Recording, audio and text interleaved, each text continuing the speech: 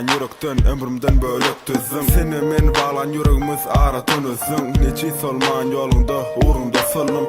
Yekeçe söygüyme saklap bilmezsin mi yar? Gözlerinden yaşar olmen için norma yar. Bakta saklamak için ikimiz almalık mı sar? Söygüyünden yaşırık yağıştan yaralan yar. Gecelerine geçtiğim yollardan kudurmuşum. Boşap kal yüreğim yitti menin öz hoşum. Herkime baktı görmek nesivede deliken. Ellerim boşap ayrılık seni menen akiden. Gözümden kal dünyam yollençime adımlar. Fikirlerim donk kal hiç yörmen saatlar. Sen mehrin men yüreğimde sen kalan. Sensiz bana bu dünyam renksiz yalan. Yatlayan seni geçen günlerimizi, yanımda sen yok, sen seven onu. Yatlayan seni geçen günlerimizi, duşu sorduk bilir.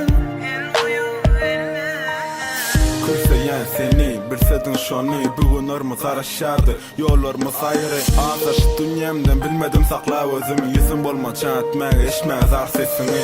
Yadadım sanap her geçen günümü. Güç almadı elimde aç ayrılıkta. Yollarım tekiz olsa da yüreğim sana belent. Giç olsa da dolana yarım sen bana gerek. Her yattımda seni dileyen giç hemen duz.